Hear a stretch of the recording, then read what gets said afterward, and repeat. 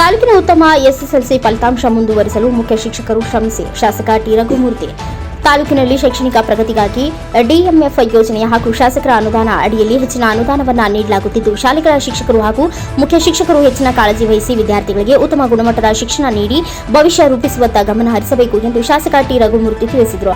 ನಗರದ ತಾಲೂಕು ಪಂಚಾಯಿತಿ ಆವರಣದಲ್ಲಿ ಎಸ್ಎಸ್ಎಲ್ಸಿ ಪರೀಕ್ಷೆ 2023-24ರ ಪೂರ್ವ ಸಿದ್ಧತೆ ಹಾಗೂ ತಾಲೂಕಾ ಮಟ್ಟದ ಪ್ರೌಢಶಾಲಾ ಮುಖ್ಯ ಶಿಕ್ಷಕರ ಕಾರ್ಯಾಗಾರ ಕಾರ್ಯಕ್ರಮವನ್ನು ಉದ್ಘಾಟಿಸಿ ಮಾತನಾಡಿದ ಅವರು, ಕಳೆದ 10 ವರ್ಷಗಳಿಂದ ಎಸ್ಎಸ್ಎಲ್ಸಿ ಪರೀಕ್ಷೆಯಲ್ಲಿ ತಾಲೂಕು ಉತ್ತಮ ಫಲಿತಾಂಶ ಪಡೆಯುತ್ತಿದ್ದು ಹೆಮ್ಮೆಯ ವಿಷಯವಾಗಿದೆ. ಕಳೆದ 2022-23ನೇ ಸಾಲಿನಲ್ಲಿ 98.2% ಫಲಿತಾಂಶ ಪಡೆದು ರಾಜ್ಯಕ್ಕೆ ದ್ವಿತೀಯ ಸ್ಥಾನ ಪಡೆದಿತ್ತು. ಈ ಬಾರಿಯೂ ಶಿಕ್ಷಕರು ಹಾಗೂ ಮುಖ್ಯ ಶಿಕ್ಷಕರು ಹೆಚ್ಚಿನ ಶ್ರಮ ವಹಿಸಿ ಇನ್ನು ಉತ್ತಮ ಗುಣಮಟ್ಟದ ಫಲಿತಾಂಶ ತರಲು ಗಮನ ಹರಿಸಿ ಶಾಲೆಗಳಲ್ಲಿ ಶೈಕ್ಷಣಿಕವಾಗಿ ಹಿಂದುಳಿದ ಮಕ್ಕಳನ್ನು ಗುರುತಿಸಿ ಆ ವಿದ್ಯಾರ್ಥಿಗಳ ಪೋಷಕರೊಂದಿಗೆ ಚರ್ಚಿಸಿ ಉತ್ತೀರ್ಣರಾಗುವ ಮಟ್ಟಿಗಾದರೂ ಅವರನ್ನು ತಯಾರು ಮಾಡುವುದು ಶಿಕ್ಷಕರ ಜವಾಬ್ದಾರಿಯಾಗಿರುತ್ತದೆ. ಶಿಕ್ಷಣಕ್ಕಾಗಿ ನಾನು ಈಗಾಗಲೇ ಡಿಎಂಎಫ್ ಹಾಗೂ ಶಾಸಕರ ಅನುದಾನದ ಅಡಿಯಲ್ಲಿ ಕಳೆದ ಬಾರಿ 30 ಕೋಟಿ ಹಣವನ್ನು ನೀಡಿದ್ದೆ.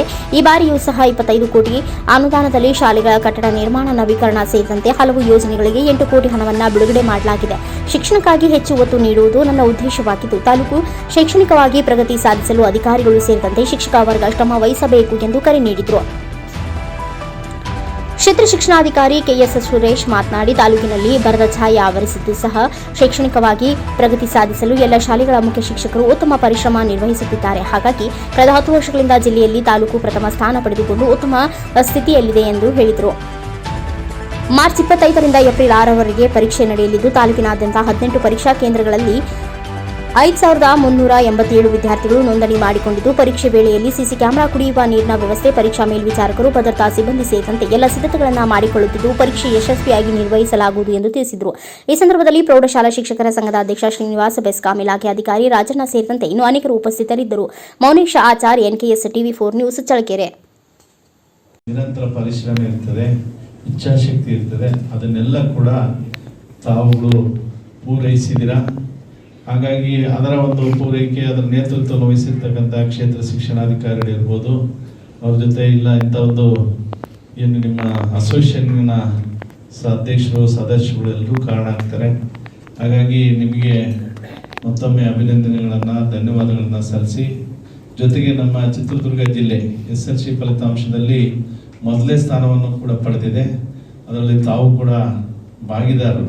ಹಾಗಾಗಿ ಅದಕ್ಕೂ ಕೂಡ ಅಭಿನಂದನೆಗಳನ್ನು ಸಲ್ಲಿಸಿ, ಈಗ ನಾವು 23-24ನೇ ಸಾಲಿನ SSLCನ ಈಗ ಎಕ್ಸಾಮು ಮಾರ್ಚ್ 25ರಿಂದ ಪ್ರಾರಂಭಗೊಂಡು ಏಪ್ರಿಲ್ 6ರವರೆಗೂ ನಡೀತಾ ಇದೆ. ಇನ್ನು ಕೇವಲ ನಮಗೆ ಎಷ್ಟು ದಿನಗಳಿದೆ? 22 ದಿವಸ ಇದೆ.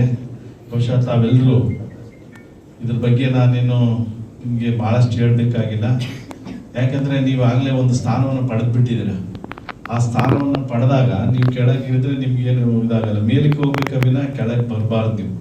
ಯಾಕಂದರೆ ಈಗಾಗಲೇ 98.2% ಫಲಿತಾಂಶ ಈ ರಿಸಲ್ಟಲ್ಲಿ ಇದನ್ನಿಂದ ಮೇಲಿನ ಹೋಗ್ಬೇಕು ನೀವು. ಹಾಗಾಗಿ ಅದಕ್ಕೆ ಬೇಕಾದಂಥ ಯಾರೆಲ್ಲ ನೀವು ಮಾಡಿದ್ರೆ ಆ ಸ್ಥಾನ ಉಳಿಸ್ಕೊತೀರಿ. 100 ಬಂದಿರತಕ್ಕಂಥ ಶಾಲೆಗಳು ಎಷ್ಟಿದಾವೆ ಇಲ್ಲಿ? ಒಟ್ಟಾರೆಯಾಗಿ ಇಲ್ಲಿ ಮಾಹಿತಿ ಪ್ರಕಾರ SSLC ಮುಖ್ಯ ಪರೀಕ್ಷೆಗೆ ನೋಂದಣಿ ಮಾಡಲಾದ ವಿದ್ಯಾರ್ಥಿಗಳ ಸಂಖ್ಯೆ ಒಟ್ಟು ಇಡೀ ತಾಲೂಕು 5387.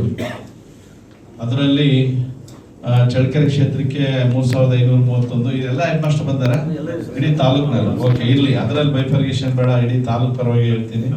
ಏನಪ್ಪ ಸಾಹೇಬ್ರು ಅದರಲ್ಲೂ ಕ್ಷೇತ್ರ ನೋಡ್ತಾರಂತಲ್ಲ, ಒಟ್ಟಾರೆಯಾಗಿ ಇಡೀ ತಾಲೂಕಿನ ಎಲ್ಲ ಮುಖ್ಯೋಪಾಧ್ಯಾಯರು ಮಾಹಿತಿ ಇದೆ. ಇಲ್ಲಿ 1855 ವಿದ್ಯಾರ್ಥಿಗಳು ಕಸ್ಬಾ ಮತ್ತು ನಾಗ್ನಿಟಿ.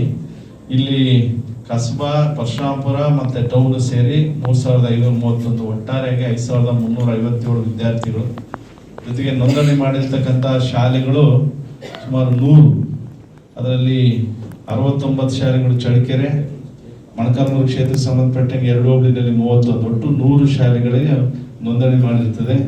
ಪ್ರಸಕ್ತ ಸಾಲಿನಲ್ಲಿ ಪರೀಕ್ಷಾ ಕೇಂದ್ರಗಳು 18. ಅದರಲ್ಲಿ ಚಳ್ಳಕೆರೆಗೆ ಸಂಬಂಧಿಸಿದಂತೆ 11, ಮೊಳಕಾಲ್ಮೂರಿಗೆ ಸಂಬಂಧಿಸಿದಂತೆ 7, ಮೊಳಕಾಲ್ಮೂರು ಕ್ಷೇತ್ರಕ್ಕೆ ಒಟ್ಟು 18 ಪರೀಕ್ಷಾ ಕೇಂದ್ರಗಳಿದೆ.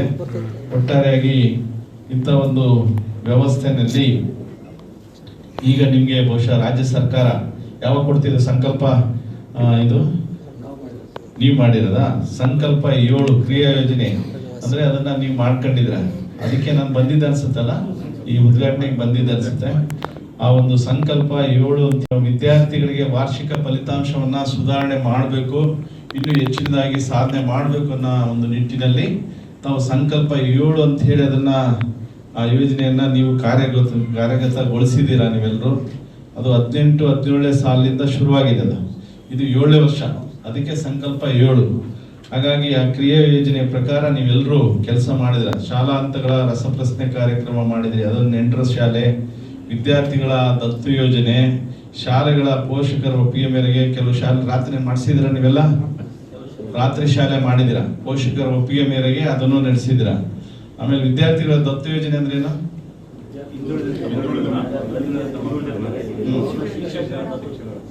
ಶಿಕ್ಷಕರ ದತ್ತು ತಗೊಳ್ಳೋದು. ಯಾರೆಲ್ಲ ಸ್ಕೂಲಲ್ಲಿ ಹಿಂದುಳಿದಿರ್ತಾರೆ ಅವ್ರನ್ನ ನೋಟಿಫೈ ಮಾಡಿ ಅವರಿಗೆ ಓಕೆ ದತ್ತು ತಗೊಂಡಿರಂತ ಮಕ್ಕಳು ಎಷ್ಟು ಜನ ಇದ್ದಾರೆ, ಯಾವ ಶಾಲೆಯಲ್ಲಿ ಅವ್ರ ಹತ್ರ ತಗೋಬೋದಾ? ಶೈಕ್ಷಣಿಕವಾಗಿ ಏನು ನಿಮ್ಗೆ ಅಟೆಂಡೆನ್ಸ್ ಅಲ್ಲಿ ಇರ್ಬೋದು, ನೆಗ್ಲಿಜೆನ್ಸ್ ಇರ್ಬೋದು, ಅಥವಾ ಅವರು ಓದಿದ ದಡ್ಡ ಇರ್ಬೋದು, ಕೆಲವರೆಲ್ಲ ಬಂದ್ರು ಕೂಡ ಅಟೆಂಡೆನ್ಸ್ ಇರ್ತದೆ, ಅವರು ಮಾರ್ಕ್ಸ್ ಜಾಸ್ತಿ ತೆಗೆಯಲ್ಲ, ಕೆಲವರು ಅಟೆಂಡೆನ್ಸ್ ಸರಿಯಾಗಿ ಬರೋದಿಲ್ಲ ಅಲ್ವಾ, ಅಂತದ್ನೆಲ್ಲ ನೀವು ದತ್ತು ತಗೊಂಡಿದ್ದೀರಿ.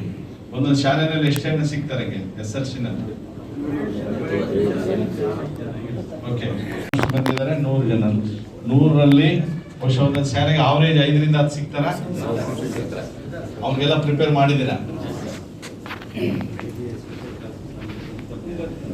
ಓಕೆ, ಇಲ್ಲಿಗೆ ಸರ್ಕಾರಿ ಶಾಲೆಯವರು ಬಂದಿದ್ದಾರೆ, ಅನುದಾನ ರಹಿತ ಬಂದಿದ್ದಾರೆ.